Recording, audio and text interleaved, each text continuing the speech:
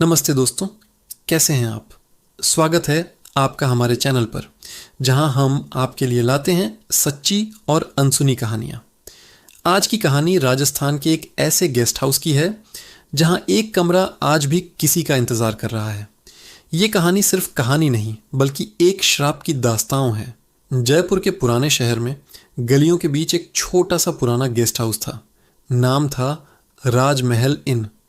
बाहर से ये किसी हवेली जैसा शाही लगता था, पर अंदर से इसकी दीवारें ठंडी, पुरानी और हमेशा नम रहती थीं, जैसे कोई राज दफन हो। इस गेस्ट हाउस के मालिक रामलाल अंकल एक ही बात सालों से दोहराते थे, बाकी सब कमरे ले लो, लेकिन कमरा नंबर 13 कभी मत खोलना। जो भी उस कमरे में रात भर सोया है वो सुबह तक ठीक नहीं रहा। लेकिन उस रात एक ऐसा मेहमान आया जिसे इस चेतावनी से कोई फर्क नहीं पड़ता।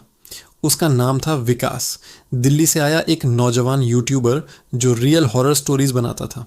उसे एक ट्रेंडिंग वीडियो बनाना था, राजस्थान का सबसे भुतहा कमरा चैलेंज। विकास ने रामलाल अंकल से सीधे कहा, अंकल बस एक रात की बात है, मैं अंदर कैमरा लगा दूंगा, अगर कुछ भी हुआ तो दुनिया को सबूत मिलेगा। रामलाल अंकल ने हाथ जोड़ रखकर मना किया। बोले, बेटा ये मजाक नहीं है, वहाँ जो है वो खेल नहीं समझती। लेकिन विकास कहाँ मानने वाला था। उसने जिद पकड़ दे दी असली और ज़्यादा पैसे देने की पेशकश की। कहते हैं ना, लालच बुरी बला है।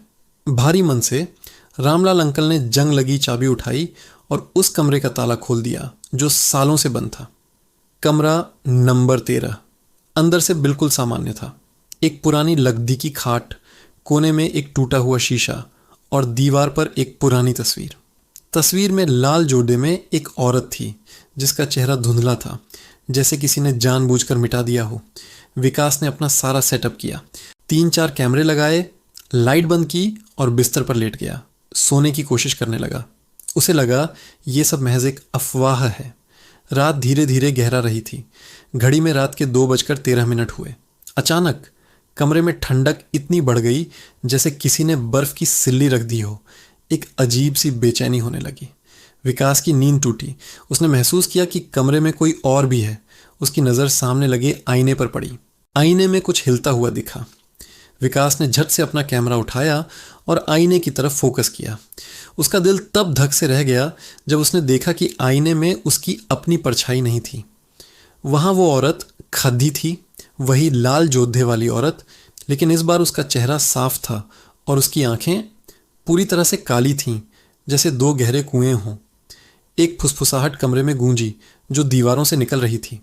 तूने मेरे कमरे में आने की हिम्मत कैसे की? आवाज़ इतनी डरावनी थी कि विकास की सांसें अटक गईं। वो बुरी तरह डर चुका था, लेकिन उसका यूट्यूबर वाला दिमाग काम कर रहा था। उसने कैमरा बंद नहीं किया।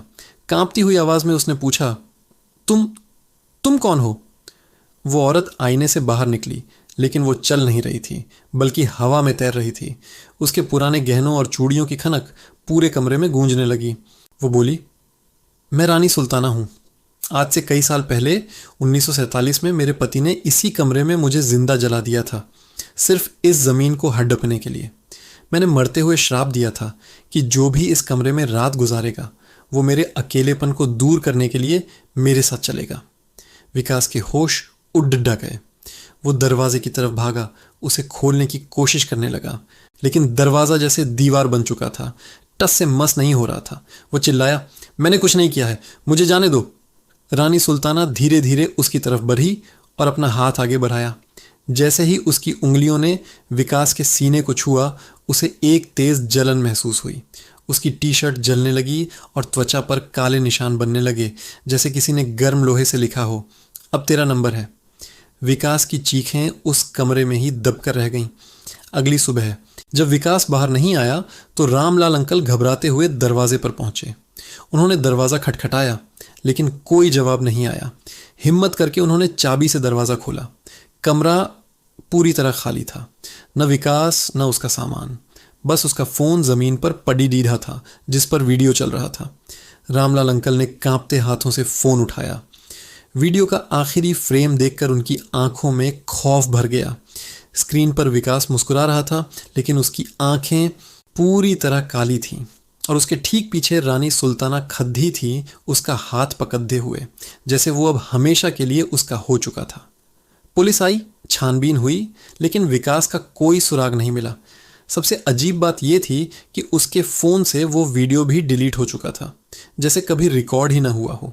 आज भी जयपुर के उस पुराने गेस्ट हाउस राजमहल, इनमें कमरा नंबर 13 हमेशा के लिए बंद है, लेकिन रात के सन्नाटे में वहाँ से आज भी छुद्दियों की खनक सुनाई देती है। और अगर कोई टूरिस्ट या नया यूट्यूबर आकर पूछता है क्या कमरा नंबर 13 खाली है, तो रामलाल अंकल बस एक अजीब सी मुस्कान के साथ कहते हैं, खाली नहीं है, वो इंतज़ार कर रही है। तो दोस्तों, ये थी आज की कहानी। क्या आप ऐसी जगहों पर जाने की हिम्मत करेंगे? कमेंट्स में ज़रूर बताइएगा। और अगर आपके पास भी कोई ऐसी कहानी है तो हमें भेजिए, हम उसे दुनिया के सामने लाएंगे। अगली कहानी तक अपना ध्यान रखें और रात में अकेले बाहर निकलने से पहले एक बार ज़रूर सोच लें। धन्यवाद और चैनल को सब्सक्राइब करना ना भूलें।